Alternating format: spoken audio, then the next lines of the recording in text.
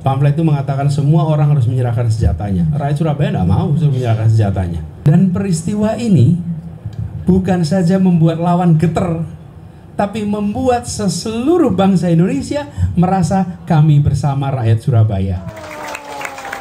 Walaupun secara militer itu kalah, secara peperangan itu pembangkit yang luar biasa.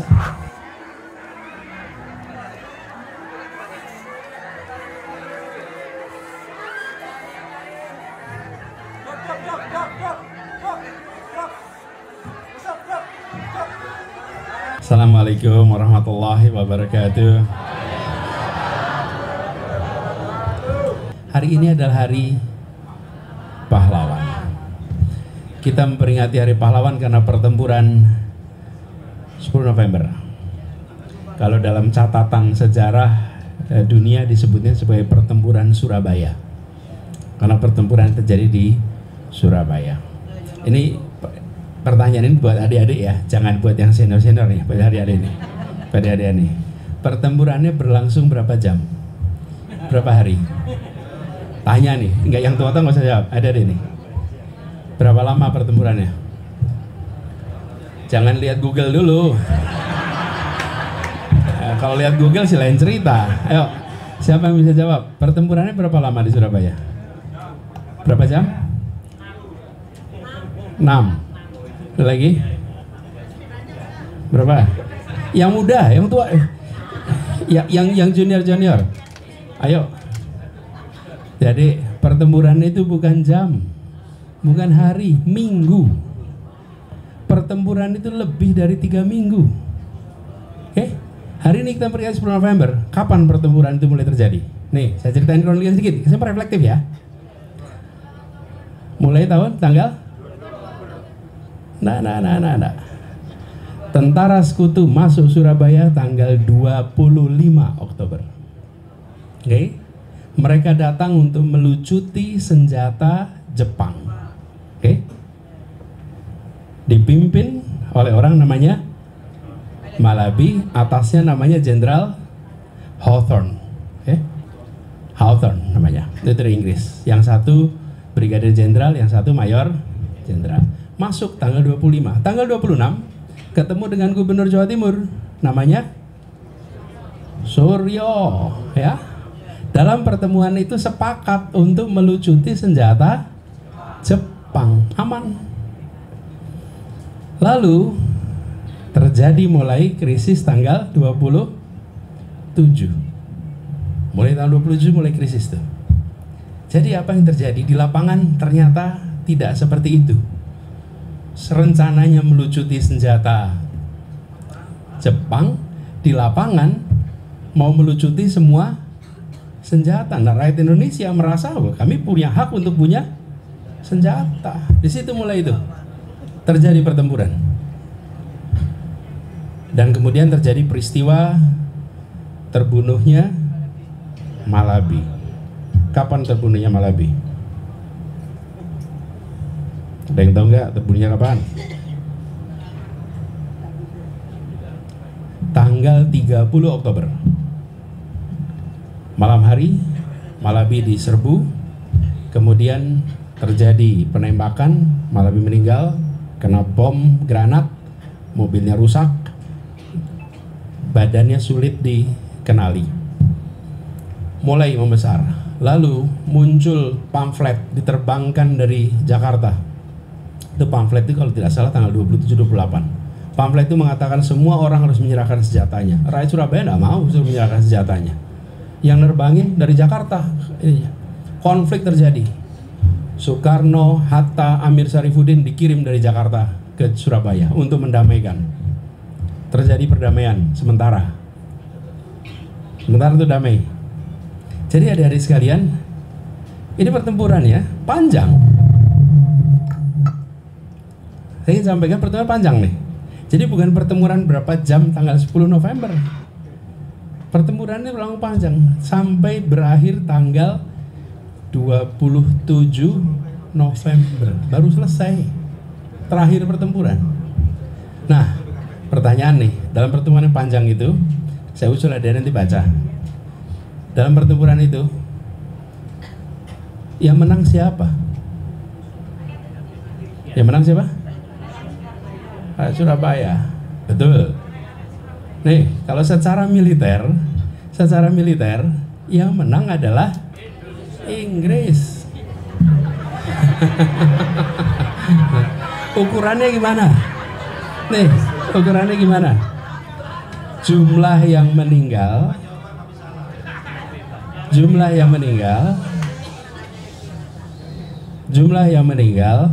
antara Inggris itu sekitar 1.500. Sementara rakyat Indonesia, pasukan Indonesia bergerak antara 15.000 sampai 20.000.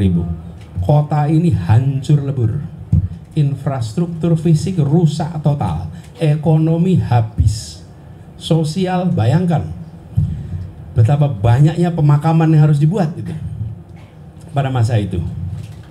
Jadi yang terjadi pada saat itu, secara militer yang menang adalah Inggris. Kemenangan di mereka secara militer. Dari peristiwa ini kita bisa menyaksikan catatan kematian di Indonesia ini tidak lengkap waktu itu. Jadi ada yang menyebut 15, ada yang menyebut 20.000. Tapi kalau yang dari pihak Inggris fix, tepatnya 1.500-1.600 orang yang meninggal. Infrastruktur hancur, dan secara fisik itu disebutkan kalah total secara fisik. Surabaya luluh lantak, hancur. Tapi saya ingatkan pada semua, ini pertempurannya memang berhasil dimenangkan oleh Inggris, tapi peperangannya dimenangkan oleh bangsa Indonesia. Okay. Nah, kenapa? Inilah yang disebut sebagai glorious defeat, kekalahan yang penuh dengan kemenangan. Ya, dan itu istilahnya ada, namanya glorious defeat, kekalahan yang penuh dengan kemenangan. Jadi, apa yang terjadi ketika pertempuran ini? Pertempuran Surabaya ini memang secara militer kita kalah. Bayangkan, kita berangkat dengan semangat jihad untuk ada seruan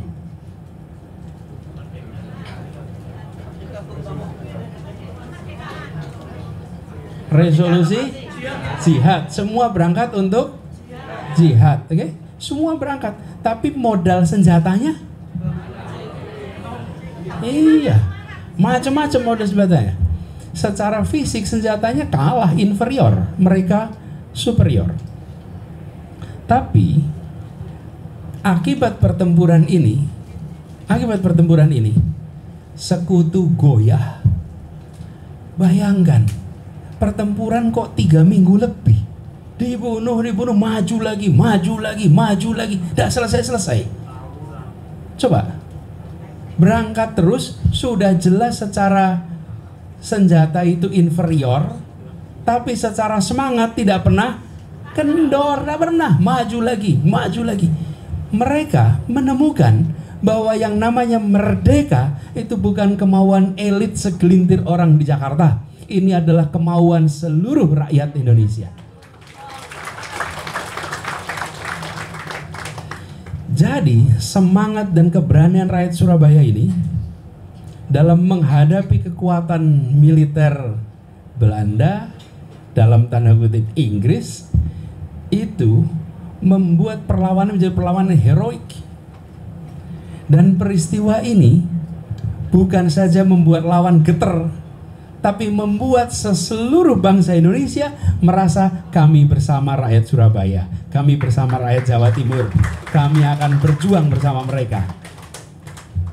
Jadi teman-teman sebab sekalian, pertempuran ini walaupun secara militer itu kalah, tapi secara kan ada pertempuran, ada peperangan.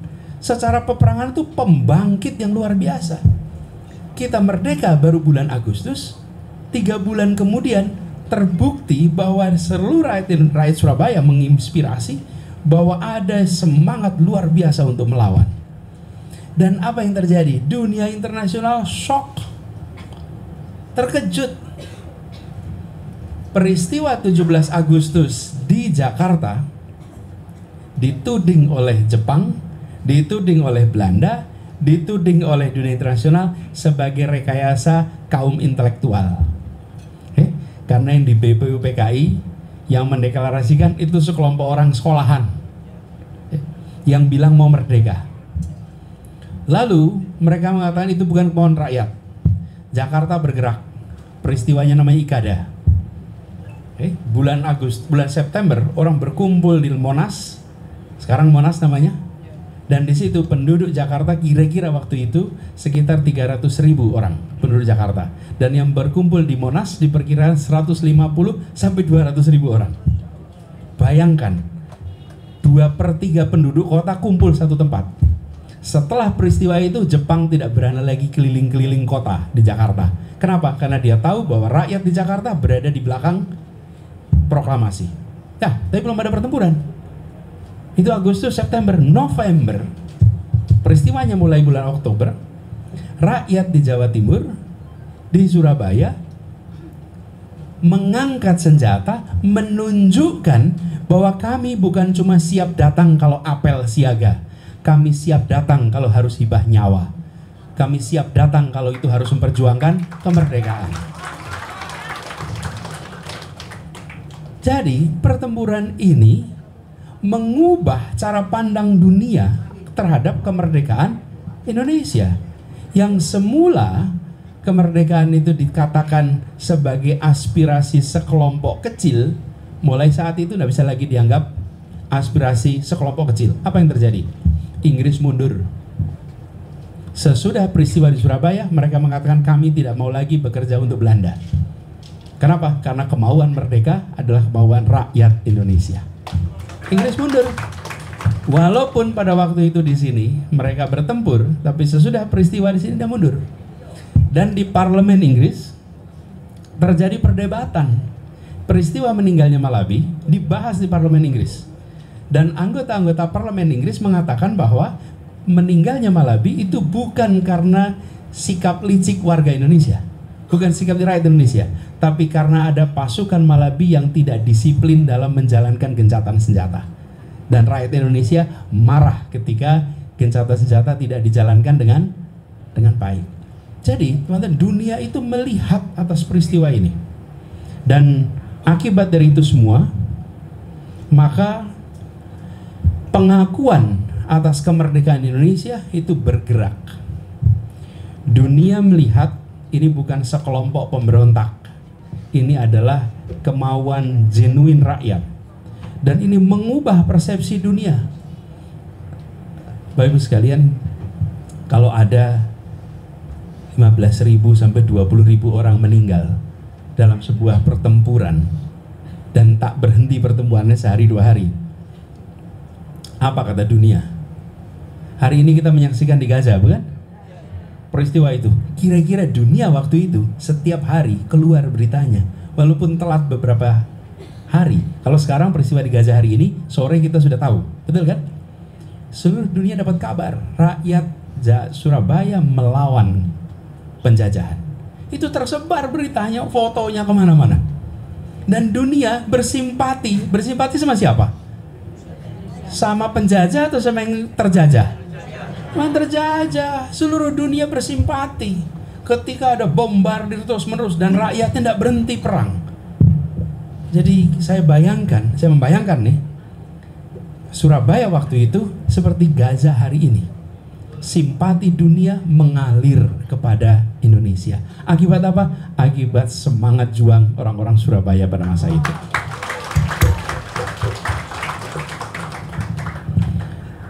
Dan ini kemudian di berbagai daerah bermunculan laskar-laskar yang semula tidak membayangkan harus mempertahankan secara militer. Akibat peristiwa Surabaya, laskar di seluruh Indonesia bermunculan. Kenapa? Kami harus siap-siap. Bila sampai terjadi peristiwa seperti di Surabaya, kami siap. Maka di seluruh Indonesia 2 bulan sesudah kemerdekaan bermuncullah laskar-laskar di mana-mana. Ini, Bapak Ibu sekalian, teman sekalian, sebuah peristiwa yang kalau tadi saya istilahkan glorious defeat atau kalah tempur, menang perang. Tempurnya kalah tapi perangnya menang. Nah, itulah peristiwa sedikit soal 10 November. Jadi buat dari semua, jangan membayangkan 10 November ini peristiwanya hanya 5 jam, 6 jam. Tidak. 3 minggu lebih nih peristiwa. Dan saya usul pada teman-teman sekalian, bayangkan berada di dalam suasana kota seperti itu. Yang saya lebih kagum lagi, ini bicara dengan ibu-ibu nih. Apa yang saya kagum lagi, Bu? Bu, bayangkan, Bu, yang pada berangkat perang itu, anak-anak muda, itu nggak pamit sama orang tuanya? Pamit. Sekarang coba kalau ibu dan bapak dipamiti oleh anak. Ayo. Bagaimana kalau anak-anak muda, ya, umurnya 18 tahun, 20 tahun datang bilang, Bu, doakan ya, saya akan berangkat perang. Kira-kira bagaimana, Bu? Kalau hari ini ditanyain.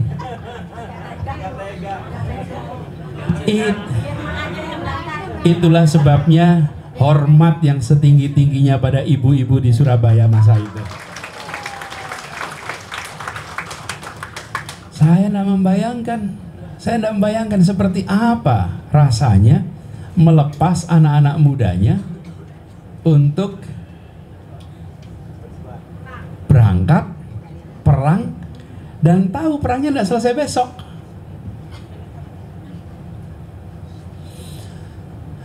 Selamat datang nih Pak. Jadi saya ajak semuanya berada di sini reflektif ya. Jangan cuma lihat peristiwa itu kayak, oh seberapa jam selesai. No, ini 3 minggu. Makan sulit, pasokan makanan tidak ada, semuanya serba sulit nih. Lalu bayangkan keluarga-keluarga yang anak-anaknya berangkat. Karena itu saya bayangkan di kota Surabaya ini dan sekitarnya, barangkali tidak ada keluarga yang tidak punya kerabat yang meninggal dalam pertempuran. Pasti ada. Dan semua merupakan bagian dari ini tanggung jawab kami. Pelajaran apa yang bisa kita ambil dari peristiwa ini? Banyak sekali. Tapi saya ingin sampaikan pertama, bahwa Republik ini dibangun dengan semangat gerakan, bukan semangat program. Itu harus dikembalikan dalam menjalankan Republik ini. Apa bedanya gerakan dengan program? Program itu diselesaikan atau dibuat untuk menyelesaikan masalah. Kalau gerakan itu dibuat untuk mengajak semua pihak menyelesaikan masalah. Oke? Yang satu menyelesaikan masalah namanya program. Kalau gerakan mengajak untuk menyelesaikan masalah. Coba kalau mempertahankan kemerdekaan itu adalah programnya Kementerian Pertahanan saja. Oke? Terus rakyat Surabaya bilang gini, wah, Tara Sekutu masuk ya. Oh, kalau gitu biarkan Kementerian Pertahanan menjalankan program berperang lawan Sekutu. Mudah-mudahan menang. Kami sebagai rakyat menonton pelaksanaan program. Programnya apa? Pertahankan kemerdekaan. Tapi kalau gerakan, apa yang gerakan? Semua pihak terpanggil untuk terlibat. Ini bukan masalahnya Kementerian Pertahanan. Ini adalah masalahnya kami. Semua merasa memiliki masalah dan semua ikut bertanggung jawab menyelesaikan masalah. Apa masalahnya? Datang kekuatan asing ke negeri ini dan semua bangkit untuk melawan. Itulah gerakan, dan ditunjukkan gerakan itu di Surabaya secara amat menyolok dan dicatat dalam sejarah. Dahsyat. Nah, kita dalam menjalankan pemerintahan akhir-akhir ini itu beberapa dekade ini, makin hari banyak urusan makin dianggap sebagai program, bukan gerakan. Jadi rakyat suruh apa? Nonton aja. Rakyat bayar pajak dan nyoblos saat pemilu. Tapi tidak usah terlibat. Nonton aja, tidak bisa. Republik ini dibangun dengan semangat gerakan, dan semangat gerakan harus dipertahankan untuk hidup di Republik ini. Oke? Itu pelajaran satu. Pelajaran kedua. Nah, ini terkait dengan apa yang sedang kita kerjakan kemarin. Di Surabaya, kita mengingat Hari Pahlawan sebagian merasa menang secara militer. Padahal tidak, bukan? Secara militer tidak menang, tapi peperangannya kita menang. Teman-teman sekalian, kita kemarin secara hitungan suara mungkin saja kita tidak menang, tapi semangat untuk perubahan menular kemana-mana. Betul tidak? Ya, sampai sekarang kita masih bertahan, sampai sekarang masih terus bergerak, betul tidak? Dan menular kemana-mana. Jadi belajar dari peristiwa Surabaya, itu yang disebut sebagai glorious defeat, kekalahan yang penuh dengan rasa kemenangan. Kenapa? Karena kita tahan untuk tidak dibayar, karena kita tahan untuk menghadapi tekanan, betul tidak? Ya. Dan inilah yang insya Allah kekuatannya akan membesar.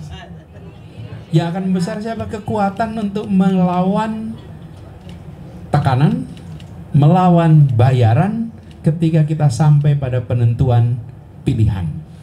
Karena pilihannya bukan karena bayaran, pilihannya bukan karena tekanan. Dan itu semangat yang harus kita perluas ke depan.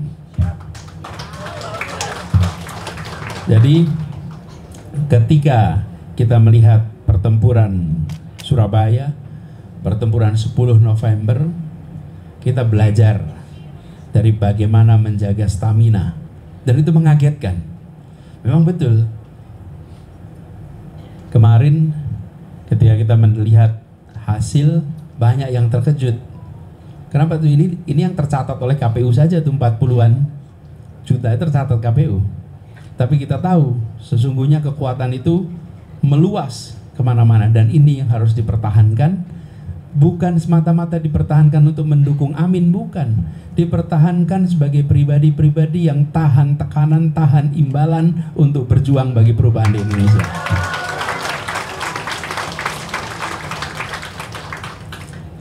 Jadi teman-teman sekalian, peristiwa Hari Pahlawan memberikan kepada kita kesempatan untuk menengok secara lebih dalam dan mengambil hikmah. Dan ke depan kita ingin negeri kita menjadi negeri yang maju, adil, berkah, dan rakyatnya mendapatkan rasa kesejahteraan, kebahagiaan. Itu ada di mana itu semua? Ada di pembukaan Undang-Undang Dasar, konstitusi kita ada di situ semua. Karena itu kalau ditanya apa visinya, apa misinya, misinya adalah mengejawantahkan, melaksanakan apa yang menjadi tujuan dalam pembukaan Undang-Undang Dasar 45. Jadi buat adik sekalian, teman-teman muda yang saya hormati, pada peristiwa 10 November ini, mari kita ambil hikmah yang sebesar-besarnya. Mari kita tengok belakang bagaimana pejuang-pejuang kemarin itu mereka berhasil mengubah di level dunia, mengubah di level domestik, dan telah berhasil membuat apa yang disebut sebagai kemerdekaan itu bukan sebagai aspirasi segelintir orang, tapi aspirasi semua orang. Sama, perubahan itu bukan aspirasi segelintir orang. Perubahan itu adalah aspirasi rakyat Indonesia. Kita ingin lebih maju ekonominya, kita ingin lebih adil ekonominya, dan apa yang tadi disampaikan sebelumnya oleh Prof. Daniel dan Bung Hilmi adalah pesan-pesan tentang bagaimana Indonesia ke depan nantinya. Itu saja sebagai pengantar dari saya. Terima kasih. Assalamualaikum warahmatullahi wabarakatuh.